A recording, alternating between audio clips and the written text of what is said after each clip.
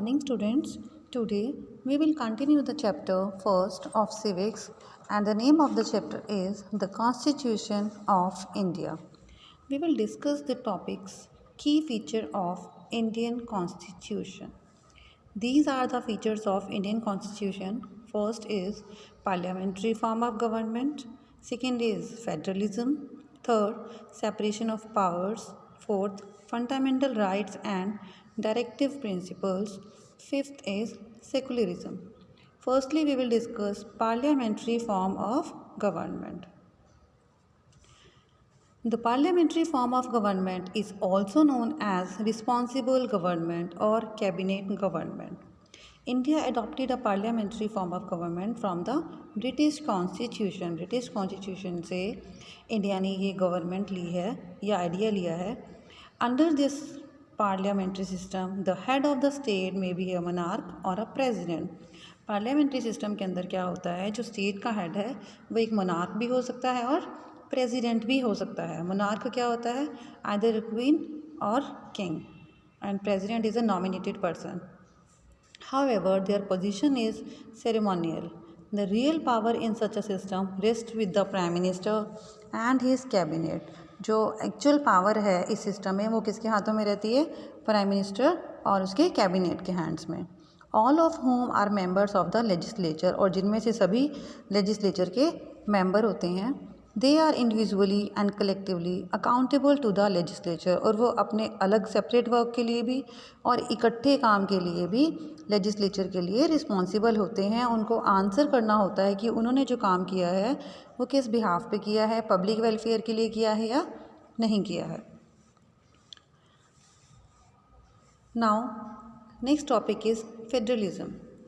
Federalism refers to the existence of more than one level of government in the country. Federalism एक ऐसा system है जिसमें one से ज़्यादा गवर्नमेंट देश में होती है. It means existence of two or more tiers of government. इसमें गवर्नमेंट के टू या टू से ज़्यादा टायर्स होते हैं. India adopted this concept from Canada. India ने जो ये कंसेप्ट लिया है वो कहाँ से लिया है, कनाडा से. Under this system, India has two levels of government, central and state government. इसके टू लेवल्स होते हैं गवर्नमेंट के. फर्स्ट लेवल है central government and second level है state government. A third tier exist in the form of Panchayati Raj. Panchayati Raj जैसा कि हमें सबको पता है कि जो विलेज लेवल पर जो गवर्नमेंट होती है उसे हम पंचायती राज बोलते हैं. इसमें जो हेड होता है वो सरपंच होता है और जो बाकी मेंबर्स होते हैं विलेज ओल्ड मैन होते हैं वो, और उनको पंच कहा जाता है. तो Panchayati Raj is the third tier of this government. Now we will discuss the three types of government. Unitary system means national government. National government के अंडर होती है state government. Concentrating power centralised authority. जो कंसंट्रेट पावर है, main power है, वो किसके hands में होती है, नेशनल गवर्नमेंट के हैंड्स में. इसको हम यूनियन गवर्नमेंट भी कहते हैं. जो फेडरल सिस्टम है उसमें टू टाइप्स की गवर्नमेंट होती है, state government and national government. और इसमें जो पावर्स होती है वो दोनों में डिवाइड होती है. इनके अलग सब्जेक्ट्स होते हैं जो उनको उसी सब्जेक्ट से रिलेटेड जो वर्क होते हैं, फंक्शन होते हैं, वो करने होते हैं. और कन्फेडरेशन ये स्टेट गवर्नमेंट के साथ नेशनल गवर्नमेंट होती है और इसमें डिसेंट्रलाइज्ड पावर होती है. Now federalism. A federal country और system of government consist of a group of states which control their own affairs but which are also controlled by a single national government.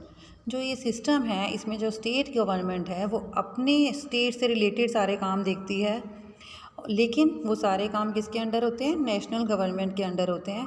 उसको कोई भी काम करने से पहले नेशनल गवर्नमेंट से permission लेनी पड़ती है. Federalism makes decision on national concerns such as foreign affairs, defense, etc. जो गवर्नमेंट होती है वो union government foreign affairs, defence, इससे रिलेटेड सारे काम यूनियन गवर्नमेंट करती है. Now separation of powers. The Indian constitution provides for three organs of the government.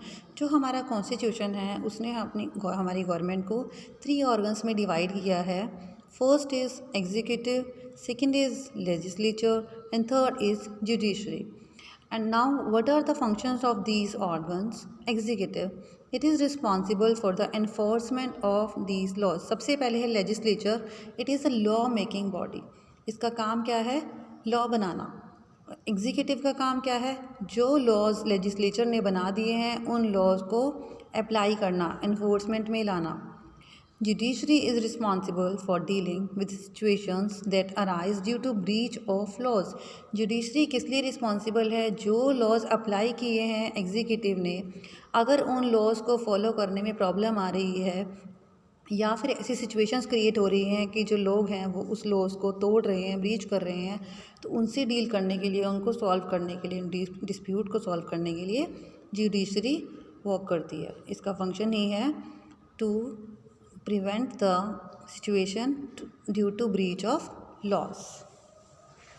Now, fundamental rights. We will discuss this topic, division of powers. देखिए, these are the list. This is the first list, union list. Second is state list and third is concurrent list. जो ये list हैं इसके under ही, इसके according ही government काम करती हैं. Union list के अंडर ये सारे सब्जेक्ट्स इंक्लूड होते हैं: defence, atomic energy, foreign affairs, war and peace, banking, railways etcetera. जितने भी हमारे दूसरे देशों से रिलेटेड वर्क है, अपने पूरे होल कंट्री से रिलेटेड काम है, वो सब किसके अंडर आता है? यूनियन लिस्ट के अंडर. और स्टेट लिस्ट के अंदर वो काम आते हैं जो सिर्फ स्टेट से related, like agriculture, police, prison, local government work, public health, land etcetera. These are the work of state government. Concurrent list includes subject like education, transfer of property other than agricultural land, forest, trade, unions, etc. ये जो काम है both union and state legislature alone can make laws on these matters. In matters पे union और state legislature अपने आप work कर सकते हैं. Now, fundamental rights. Fundamental rights are the rights which are provided by the Constitution to the people. The Constitution of India guarantees certain basic rights that are essential to the citizens of India to enable them give a life of dignity. अब हमारे देश में हमने पहले बात की थी कि इनइक्वालिटी अभी भी एग्जिस्ट करती है, तो इसी इनइक्वालिटी को कम करने के लिए हमारी गवर्नमेंट ने फंडामेंटल राइट्स दिए हैं इंडिया के सिटीजन्स को, ताकि वो अपनी जो डिग्निटी है उसको बनाए रख सकें और जो उनका स्टैंडर्ड ऑफ लिविंग है उसको उठा सकें. Now, first right is right to equality. Second is right to freedom. Third, right against exploitation. Fourth, right to freedom of religion. Fifth, cultural and educational rights. Sixth and last is right to constitutional remedies. Now, first right is right to equality. It means equal rights for all citizens and all citizens are equal before law. ये जो right है इसके नाम से ही हमें पता लग रहा है कि all people are equal in the eyes of law. सभी लोग बराबर हैं, whether he is a poor or rich, whether he is girl or boy, all are equal in the eyes of law. ये जो राइट टू इक्वालिटी राइट है, ये equal right सारे citizens को प्रोवाइड कराता है. Second is right to freedom. Under this right, citizens are free to speech and express right. They have right to life, personal liberty, etc. अब लोगों को ये राइट है कि वो अपने मन की बात उनको किसी को भी एक्सप्रेस कर सकते हैं. This is the freedom of speech, freedom of expression. अपने विचारों को किसी के सामने शेयर कर सकते हैं. Nobody can prevent them. Right to life, अपना जीवन किसी तरीके से भी व्यतीत कर सकते हैं, कोई उनको फोर्स नहीं कर सकता है अपनी तरह से जीने के लिए. पर्सनल लिबर्टी, मतलब पर्सनली वो फ्री हैं कोई भी काम करने के लिए. तो ये सब राइट्स किसके अंडर आते हैं? Right to freedom. Third is right against exploitation. Exploitation का मतलब क्या है? किसी से ज़बरदस्ती कोई काम करवाना बिना उसकी मर्जी के. It prohibits human trafficking, force labour and child labour. इसका मतलब है कि हम किसी से भी उसकी मर्जी के बिना फोर्स करके काम नहीं करवा सकते हैं, whether it is a child, whether it is a adult. यहाँ पर हम पिक्चर्स देख सकते हैं कि कैसे आजकल मोलेस्ट भी करते रहते हैं, चाहे वो ऑनलाइन करें या वैसे भी चाइल्ड ट्रैफिकिंग बहुत ज़्यादा चल रही है। तो इसी के लिए ये राइट्स बनाया गया है कि अगर कोई किसी को एक्सप्लॉइट कर सकता है तो उसको राइट है कि वो उसके खिलाफ़ जाकर सुप्रीम कोर्ट या हाई कोर्ट में याचिका दायर कर सकता है। Next is right to freedom of religion. Religion means कोई भी धर्म। Under this, it guarantees all citizens the right to profess, practice and publicize the religion of their choice. ये जो राइट है वो सिटीजन्स को राइट देता है कि वो कोई भी धर्म फॉलो कर सकते हैं। ज़बरदस्ती उनको कोई भी धर्म मानने के लिए मजबूर नहीं किया जा सकता है। उनको अपना धर्म मानने की पूरी तरह से आज़ादी है। ये राइट्स उनको ये अधिकार देता है। Next is cultural and education right. It seeks to preserve and provide special protection to the language, culture, and religion of minorities. It also gives them rights to establish educational institution. इसमें क्या कहते हैं कि कोई भी cultural group को liberty दी जाती है कि वो अपनी ट्रेडिशंस को फॉलो कर सकता है, अपनी लैंग्वेज को फॉलो कर सकता है, लिटरेचर को, अपनी फोक आर्ट को फॉलो कर सकता है. Nobody can force them to follow any particular right, any particular language, literature, etc. They may include the setting up of educational institution. वो अपनी तरफ से एजुकेशन के लिए कोई भी इंस्टीट्यूशन बना सकते हैं और उनको एजुकेशन लेने का भी पूरा हक है. Now right to constitutional remedies. Remedies होते हैं सुझाव, जैसे किसी का सोल्यूशन निकालना. On violation of the fundamental rights, citizens can approach the Supreme Court to seek their claim. अगर इन फंडामेंटल राइट्स को फॉलो करने में कोई उनको रोक रहा है, हमारे देश के सिटीजन्स को, नागरिकों को, तो उनको हक है कि वो अपने क्लेम के लिए सुप्रीम कोर्ट में जाकर याचिका दायर कर सकते हैं. तो इसी के लिए ये राइट बनाया गया है, right to constitutional remedies. Next topic is secularism. All citizens enjoy freedom of worship and possess equal civil and political rights irrespective of their religious background. अब सेकुलरिज्म क्या होता है? It means that discrimination on the basis of religion is neither allowed nor followed by the state. कि religion के base पे secularism जो relate होता है वो टोटली रिलीजियन से रिलेट होता है कि रिलीजन के बेस पर कोई भी डिस्क्रिमिनेशन नहीं किया जा सकता है, ना ही परमिशन दी जा सकती है. कोई भी स्टेट इसे परमिशन नहीं दे सकता है. Equality is assured to all citizens irrespective of religion. चाहे कोई व्यक्ति किसी भी तरीके रिलीजन का हो, चाहे वो सिख धर्म का हो, चाहे वो हिंदू धर्म का हो, लेकिन उसको अपने धर्म को फॉलो करने का पूरा राइट है. Freedom of faith, worship and belief is allowed to all. वो किसी भी धर्म में विश्वास कर सकता है, किसी भी भगवान की पूजा कर सकता है और कोई भी बिलीफ रख सकता है. ये अधिकार सबको दिया गया है. The state is to be impartial towards all religion. जो स्टेट रहेगी वो सभी रिलीजियंस के लिए सेम रहेगी. No discrimination will be done by the state. Furthermore, the state cannot adopt any particular religion as a state religion. इसके अलावा इससे भी ज़्यादा जो स्टेट है वो किसी पर्टिकुलर रिलीजन को अडॉप्ट नहीं कर सकती है, अपने स्टेट का रिलीजन नहीं बना सकती है. Next and last topic is constitution a living document. जैसा कि हमें लगता है जो कॉन्स्टिट्यूशन है वो नॉन लिविंग थिंग है, लेकिन हम इसमें पढ़ेंगे कि constitution is a living document. Our constitution is not a rigid document, it is a living document which like a living being keeps responding to the different situations that arise from time to time.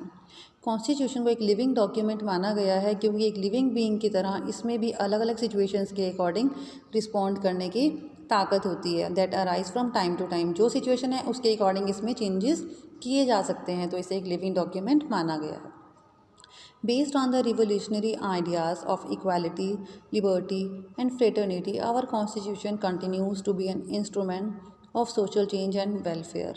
जो हमारे यहाँ पर अभी fundamental rights हैं, equality, liberty, fraternity, इसके अलावा और हमारा जो कॉन्स्टिट्यूशन है सोशल चेंज और वेलफेयर के अकॉर्डिंग भी एक इंस्ट्रूमेंट है जो लगातार चेंजेबल है, जो चेंज होता रहता है, इसीलिए इसे एक लिविंग डॉक्यूमेंट माना गया है. Now we will recapitulate the chapter. The Constitution of India is the fundamental law of our nation. जो इंडिया का कॉन्स्टिट्यूशन है वो फंडामेंटल लॉ है हमारे नेशन का. It defines the powers and functions of government. As well as the rights and duties of the citizens. ये हमारी government की पावर्स फंक्शंस को डिफ़ाइन करता है, उनके राइट्स ड्यूटीज़ ये बताता है। Citizens select their representatives to the parliament and the state legislature at regular intervals. Citizens parliament के रिप्रेजेंटेटिव को चूज़ कर सकते हैं और स्टेट लेजिस्लेचर को भी चूज़ कर सकते हैं कंटिन्यू टाइम पर, रेगुलर इंटरवल पर। Representative holding executive powers of the government are responsible to the legislature and ultimately to the people of nation through the legislature. Secular state is one which there is non discrimination of people based on their religion. Secular state कौन सी होती है?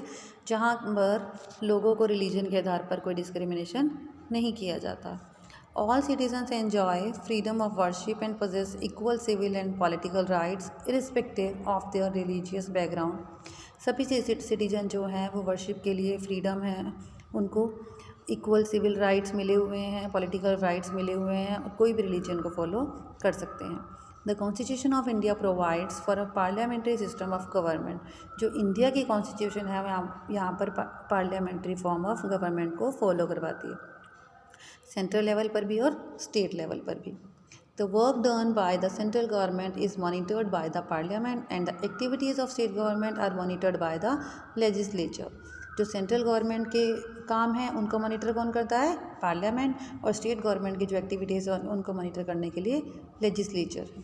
The constitution of India guarantees certain basic rights that are essential to the well being of every citizen.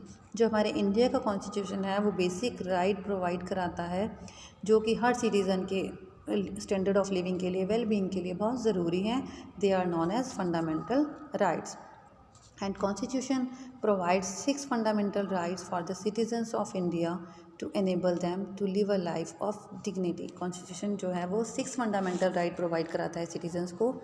right to equality, right to freedom, right against exploitation, right to freedom of religion, cultural and educational rights, and right to constitutional remedies. Today this chapter is complete. Now you have to write and learn the question answer of this chapter. Thank you.